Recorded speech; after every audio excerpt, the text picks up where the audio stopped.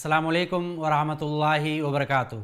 मैं हूं डॉक्टर अब्दुल करीम मलिक और आप देख रहे हैं i+ TV बुलेटिन। तो आइए शुरू करते हैं एक बहुत ही अहम खबर से, जो यह दर्शाती है कि भारत में धार्मिक स्वतंत्रता किस पैमाने पर है। किसी भी देश के लिए धार्मिक स्वतंत्रता सबसे अहम होती है, ताकि वहाँ रहने वाले सभी धर्म के लोग अमन, सुकून और शांति से रह सकें। अंतर्राष्ट्रीय धार्मिक स्वतंत्रता पर अमेरिकी आयोग USCIRF, जो अंतर्राष्ट्रीय धार्मिक स्वतंत्रता पर एक अमेरिकी सरकार का निगरानी समूह है, उसने अमेरिकी विदेश विभाग से भारत को विशेष चिंता का देश या CPC के रूप में नामित करने के लिए कहा, क्योंकि यह विशेष रूप से गंभीर धार्मिक स्वतंत्रता का उल्लंघन सहन करता है। यानी यहाँ बहुत गंभीर रूप से धार्मिक स्वतंत्रता का वायलेशन किया जाता है और सरकार उस पर कोई खास एक्शन भी नहीं लेती। चीन, उत्तर कोरिया और इरिट्रिया के साथ भारत को रखा गया है। USCIRF की रिपोर्ट में कहा गया है कि प्रधानमंत्री नरेंद्र मोदी की सरकार ने मुसलमानों और अन्य धार्मिक अल्पसंख्यकों के खिलाफ उत्पीड़न और हिंसा के अभियान की अनुमति दी है। कमीशन ने कहा, क्योंकि USCIRF के पास अपनी सिफारिशों को लागू करने की कोई शक्ति नहीं है, लेकिन अमेरिकी विदेश विभाग को उन पर विचार करने की आवश्यकता है। आयोग ने अपनी रिपोर्ट में कहा, भारत ने 2019 में तेजी से नीचे की ओर कदम बढ़ाया, जिसमें भारत भर में धार्मिक स्वतंत्रता का उल्लंघन करने वाली नीतियों का इम्प्लीमेंटेशन शामिल है, विशेष रूप से मुसलमानों के खिलाफ। राष्ट्रीय सरकार ने अल्पसंख्यकों और उनके इबादत खानों के खिलाफ हिंसा की अनुमति दी है, जो कि असुरक्षा के साथ जारी है। इसी तरह भारत सरकार हेट स्पीच और वायलेंस को भी बर्दाश्त कर रही है। US commission on international religious freedom की रिपोर्ट कहती है कि सबसे महत्वपूर्ण नागरिकता संशोधन अधिनियम यानी CAA का भारत में पारित होना है, जो उन सभी हिंदुओं, सिखों, बौद्धों, जैनियों, पारसियों और ईसाइयों को नागरिकता देता है जो पाकिस्तान, बांग्लादेश और अफगानिस्तान से देश में आए हैं, लेकिन जानबूझकर मुसलमानों को छोड़ देता है। ESCRF के वाइस चेयरमैन नैडीन माइजेना ने कहा, धार्मिक स्वतंत्रता का दमन करने में केंद्र सरकार की भागीदारी पूरी तरह पता चल रही है और निश्चित रूप से इसका नतीजा ये होगा कि लाखों करोड़ों मुसलमान डिटेंशन कैंप में जाएंगे या वो डिपोर्ट कर दिए जाएंगे या स्टेटलेस हो जाएंगे। रिपोर्ट में उत्तर प्रदेश के CM योगी आदित्यनाथ का खास तौर पर जिक्र किया गया है।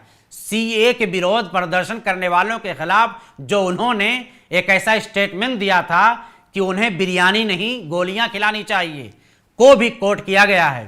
रिपोर्ट ने कहा है कि 2019 के दौरान CAA सहित सरकारी कार्रवाई, गौहत्या और धर्मांतरण विरोधी कानूनों को लागू करना जारी रखा गया और नवंबर में सुप्रीम कोर्ट ने बाबरी मस्जिद स्थल पर फैसला सुनाया। धार्मिक अल्पसंख्यकों के खिलाफ उत्पीड़न और हिंसा के राष्ट्रव्यापी अभियानों के लिए एक संस्कृति बनाया। अगस्त में सरकार ने मुस्लिम बाहुल्य राज्य जम्मू कश्मीर की स्वायत्तता को रद्द कर दिया, यानी आर्टिकल 370 का खात्मा, और धार्मिक स्वतंत्रता को नकारात्मक रूप से प्रभावित करने वाले प्रतिबंध लगा दिए। भाजपा शासित राज्यों के भीतर गोहत्या या गोमांस खाने के संदेह की बिना पर कई व्यक्तियों की मॉब लिंचिंग कर दी गई। लिंचिंग करने वाली भीड़ अक्सर लिंच करते हुए हिंदू राष्ट्रवादी नारे लगाती है। जून में झारखंड में एक भीड़ ने एक मुस्लिम तबरेज अंसारी पर हमला किया और उसे जय श्री राम का जाप करने के लिए मजबूर किया, उसको गालियां दी और आखिरकार उन्होंने उसे मार डाला।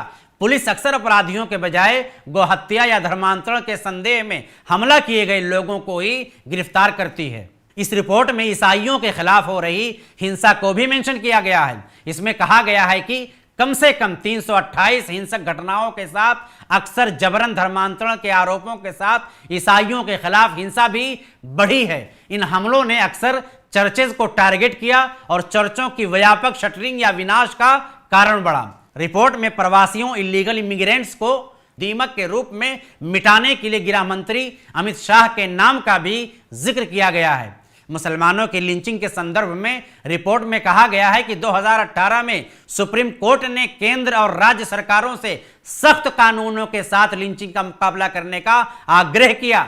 जब जुलाई 2019 तक केंद्र सरकार और 10 राज्य उचित कार्रवाई करने में विफल रहे तो सुप्रीम कोर्ट ने उन्हें फिर से ऐसा करने का निर्देश दिया। अनुपालन करने के बजाय गृह मंत्री शाह ने मौजूदा कानूनों को पर्याप्त बताया और लिंचिंग को बढ़ा दिया, जबकि गृह मंत्रालय ने राष्ट्रीय अपराध रिकॉर्ड ब्यूरो को 2019 के अपराध डेटा रिपोर्ट से लिंचिंग को छोड़ने का निर्देश दिया। अब आगे बात करते हैं इंडियन गवर्नमेंट का इस पर क्या जवाब रहा। केंद्र में मंगलवार को USCIRF की रिपोर्ट पर तीखी प्रतिक्रिया व्यक्त की, इसे बायस्ड और विवादास्पद करार दिया और इसकी टिप्पणियों को खारिज कर दिया। ऑफिशियल स्पोकपर्सन अनुराग श्रीवास्तव ने कहा, हम USCIRF की वार्षिक रिपोर्ट में भारत पर टिप्पणियों को अस्वीकार करते हैं। भारत के खिलाफ इसकी पक्षपाती और कॉमेंट टिप्पणियां नई नहीं हैं, लेकिन इस अवसर पर इसकी गलत व्याख्या नए स्तरों पर पहुंच गई है। यह अपने आयुक्तों को अपने प्रयास में ले जाने में सक्षम नहीं है। हम इसे एक विशेष चिंता का संगठन मानते हैं और इसका इलाज करेंगे। नाजरीन, अंत में एक अहम बात जो PM मोदी ने हम सब से मन की बात में कही कि मुल्क के अंदर सद्भावना बनाए रखें।